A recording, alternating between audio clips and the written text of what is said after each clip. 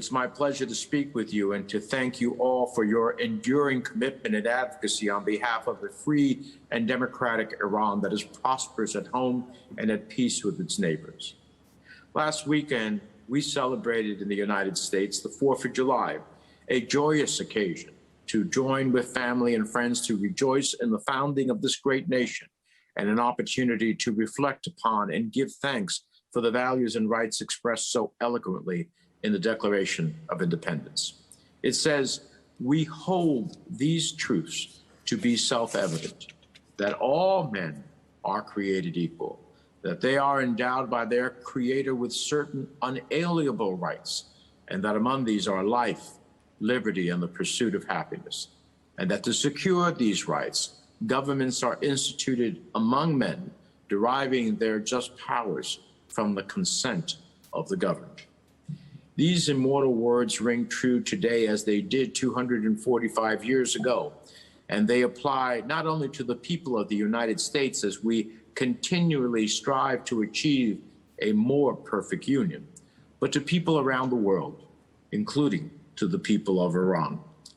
Unfortunately, the people of Iran remain blighted with a government that has repeatedly shown no interest in securing anything beyond its own self-preservation, sowing chaos abroad and corruption and repression at home, seeking a pathway towards a nuclear weapon. We need look no further than Iran's recent presidential election, in which Ebrahim Raisi, a hardliner crony of the supreme leader, who is subject to U.S. human rights sanctions, was elected president. Mr. Raisi won a sham election after the regime cleared the field of any credible challenger, in which a majority of eligible voters showed their disgust by refusing to participate, leading to the lowest voter turnout since 1979. While it remains clear that the Supreme Leader Khamenei remains the ultimate ruler,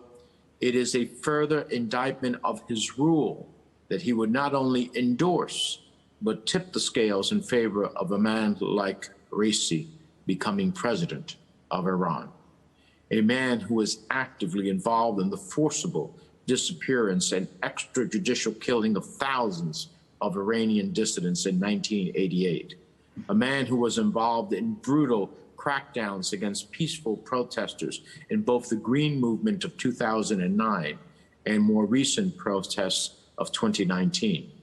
a man who Amnesty International Secretary General Agnes Callamard recently said must be investigated for crimes against humanity.